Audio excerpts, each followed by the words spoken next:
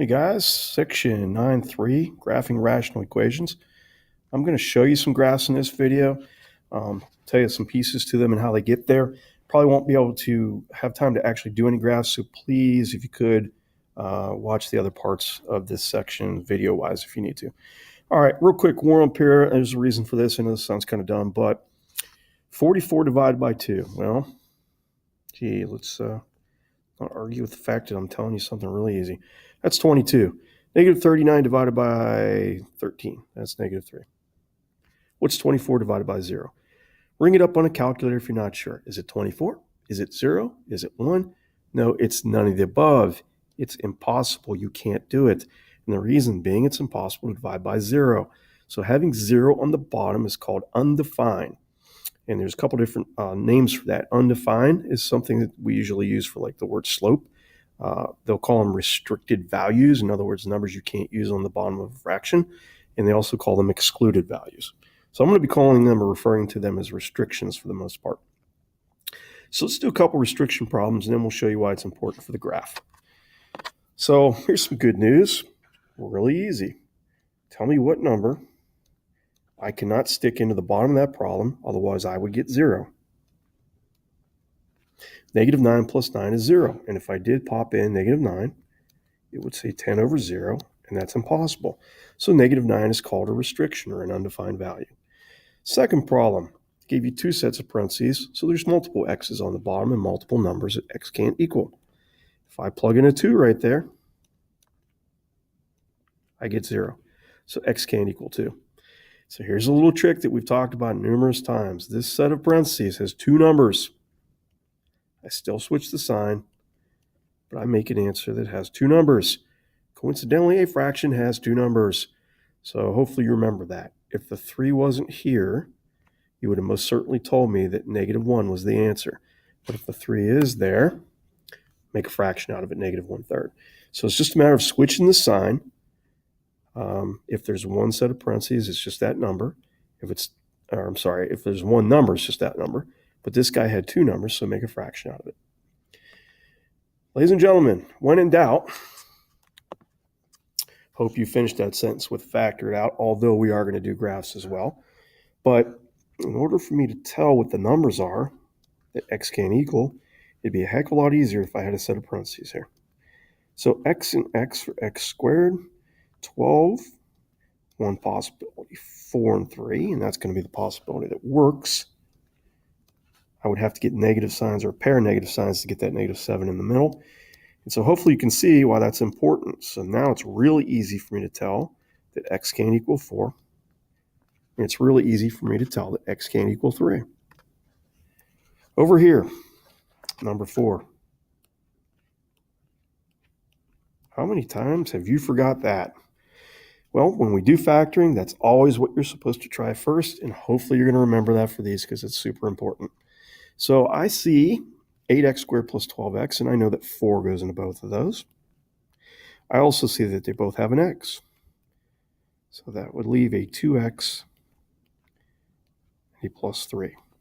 You know, I'm going to show you the old way or the old-fashioned way, which everybody seems to forget because there's shortcuts to figuring out what numbers would make 0.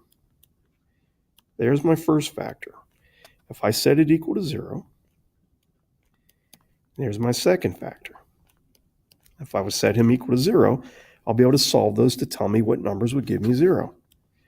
So over here, I want x by itself. I just divide, and I get 0. So this is numbers this time that x can't equal. I can't have a 0, otherwise I get 0 on the bottom for that whole fraction. So if you remember the shortcut for this, yeah, you could skip this. But if you didn't remember the shortcut, I can solve it like normal. Move the 3 to the other side. Divide by 2. And I now know x can't equal negative 3 over 2. Because it does. If it does, I would get 0 on the bottom. And again, those are called restrictions. So why is that important to the graph? Well, let's go down here and check them out. So I have already provided you with a graph for this particular function. Okay, now, terminology. This word, you can say it 2 ways. It's called either asymptote, but I like to say asymptote because I get worried that I'll get stuck halfway through that and say a bad word. So I go with asymptote. So an asymptote is a dashed line that appears in the drawing. It's kind of like a barrier. So right down through this drawing, you can see this dashed line that's there. And notice that the lines, the curved lines, don't go past that dashed line. So the question is, how did that dashed line get there in the first place? And that's what it says down here in the box. Well, look at the problem itself that I gave you. Here's why restrictions are really important. What number can x not equal based on what we just talked about? So x cannot equal positive 1. Well, look where that dashed line goes, guys. It goes right through the x-axis at positive 1. So how is it going to be possible for you to plug in some coordinates? How can you choose 1 and plug it in? That's supposed to be a 1, sorry, when it's impossible to do. So in other words, you can't graph it. If you can't graph it, there's this barrier that appears there, and it's called an asymptote. So how did I get these other dots? How did I get this guy? How did I get this guy? How did I get these 4 dots? All I did was plug numbers in like we've learned in the past. I plugged 2 in and I got 2 and I graphed it.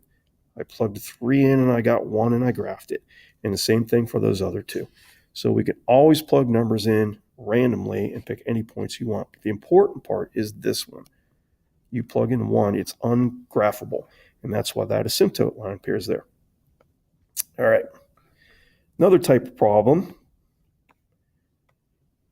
is something that has a hole in it.